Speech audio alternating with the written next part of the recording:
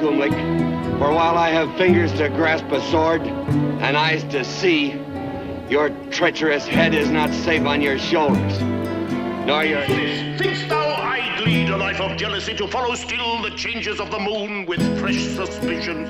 No. Mismatched actors in non-white roles.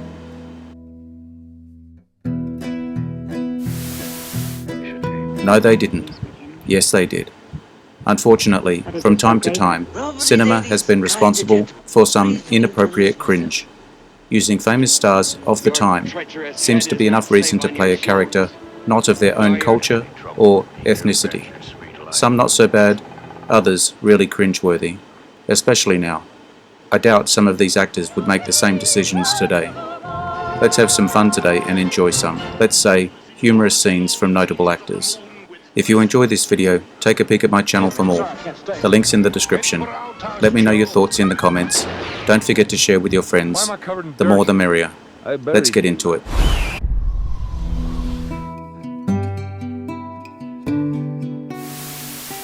Katharine Hepburn in Dragon Seed, 1944. Hepburn played a Chinese woman in this big screen adaptation of the Pearl S. Buck novel. Donna Reed was tested for the role of Orchid Tan, but even with makeup, did not look believable enough to be an Asian character. On 21 October 1943, MGM was given permission to film exterior night scenes, not allowed since the wartime ban was instituted in 19... This is no usual child. Look at his face, how square it is. He has a square mouth. Give him back to me. In a moment, old woman, in a moment. What can the enemy do to us when our family goes on? You hate to kill above all else. Yet you have killed. You have done the work of death as skillfully as you once tilled the land. I will not hear this. But you shall hear it. Our mother here, is she not changed? Now she runs from her cooking and takes up her hoe and buries the enemy as though the human flesh were animal.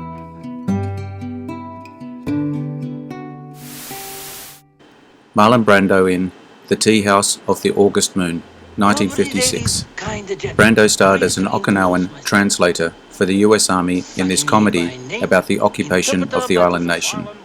Marlon Brando's performance was so convincingly Japanese that many theatre exhibitors reported moviegoers demanding their money back because Brando never appeared on screen. Captain Fisby reporting, sir. Sakini, Yes, boss. you are a civilian employee in the pay of the United States Army. Man should dress accordingly. Yeah. Pull your socks up. Very sorry, boss. Very sorry. Socks up. Anything more, boss? That'll be all. Is that as fast as you can walk? No, boss. But to walk any faster, socks fall down. Takes his medicine like a man. Hey. Where you going, boss?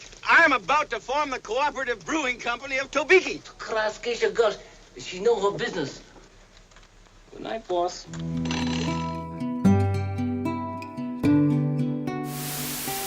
John Wayne in The Conqueror, 1956. Wayne was cast as Mongol conqueror Genghis Khan in what's considered to be, by many, to be one of the worst films of all time. John Wayne regretted playing Temujin so much that he visibly shuddered whenever anybody mentioned the film's name. He once remarked that the moral of the film was not to make an ass of yourself trying to play parts you're not suited for. The box office failure of this movie was ultimately responsible for the demise of RKO Radio Pictures. This troubles you? The markets are numerous and close.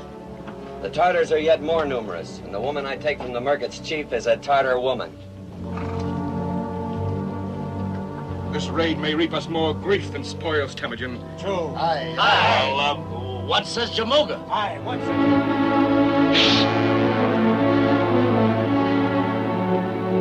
Before that day dawns, Mongol, the vultures will have feasted on your heart. You do well, Kumlik, for while I have fingers to grasp a sword and eyes to see, your treacherous head is not safe on your shoulders, nor your...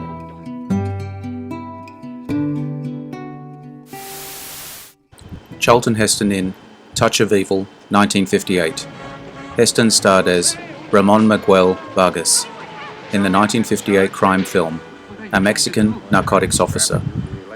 Charlton Heston cited not doing a Hispanic accent for this Mexican narcotics officer, Miguel Mike Vargas, as one of the biggest mistakes he ever made as an actor. I think I can prove it, Sergeant.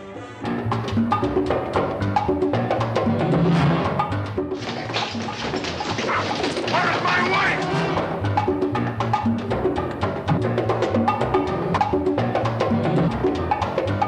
Have any trouble with me? You bet your sweet life I won't.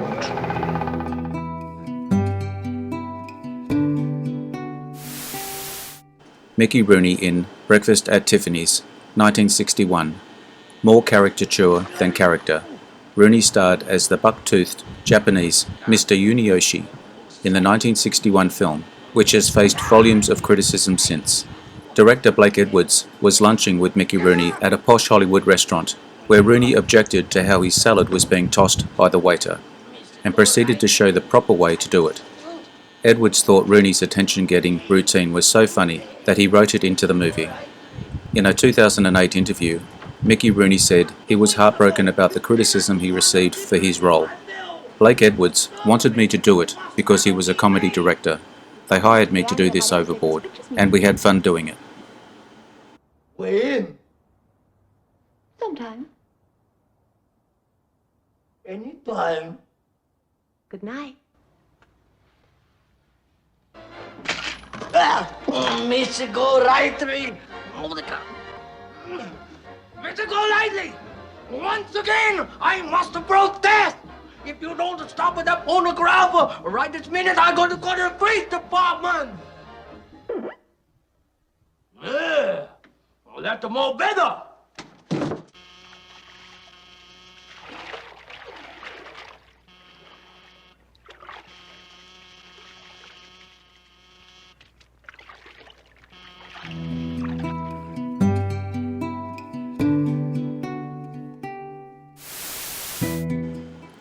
Natalie Wood in West Side Story, 1961.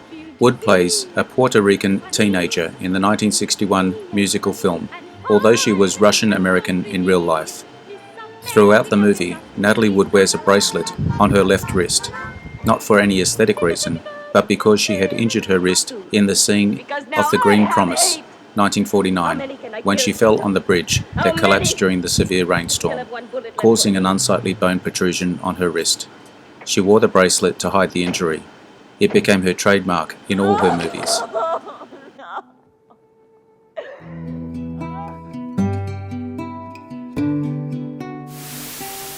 Laurence Olivier in Othello, 1965. Not only did the white actor play a Moor in 1965's Othello, he did so while wearing blackface. This is the only Shakespearean movie in which all four leading actors and actresses, Sir Laurence Olivier, Dame Maggie Smith, Frank Finlay, and Royce Redman, were nominated for Oscars. With violent pace shall ne'er look back, ne'er ebb to humble love.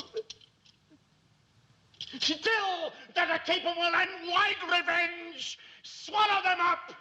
Now, by yon marble heaven, in the due reverence of a sacred vow, I here engage my...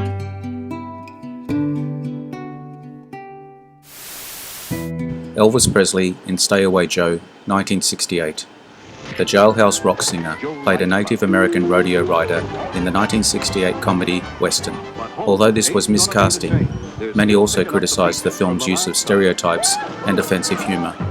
By the time this film came along, Elvis had clearly ceased taking his film career seriously.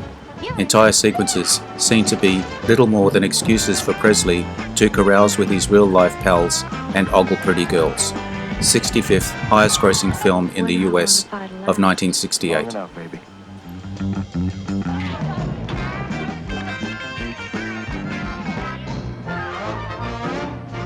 Mama! I can explain everything.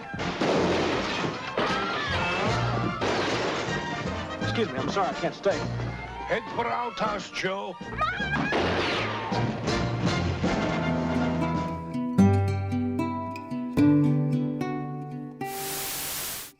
Peter Sellers in The Party, 1968. The English actor wore brownface for his role as Burundi V. Bakshi, an Indian actor in the comedy film The Party, was also called out for his racist humour and perpetually South Asian stereotypes. The only Blake Edwards-Peter Sellers collaboration that was not a Pink Panther movie. The sequence in which Peter Sellers' character is repeatedly shot but continues playing his bugle call to rouse his troops is a satire of Gunga Din 1939.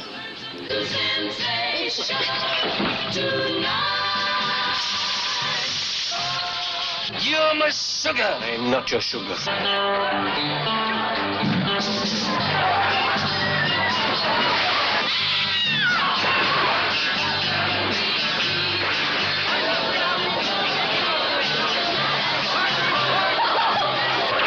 Peter Sellers invites you to them.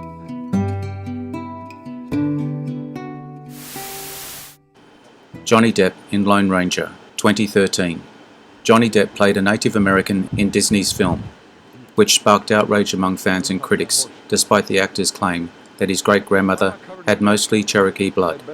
Quentin Tarantino named this movie as one of his 10 favourite movies of 2013. This is the first version of The Lone Ranger in any medium in which the actor playing Tonto receives top billing. Johnny Depp played Raphael, a Native American, in The Brave, 1997, his directorial debut. It was never released in the US due to the bad reviews at Cannes. A warm welcome to new viewers. Thank you for your time. I hope you enjoyed this video. I appreciate your likes and subscribers. Don't forget to hit the notification bell to get my new videos. Share with your friends. Drop me your comments. I am Wrangler. Bye for now. See you again soon.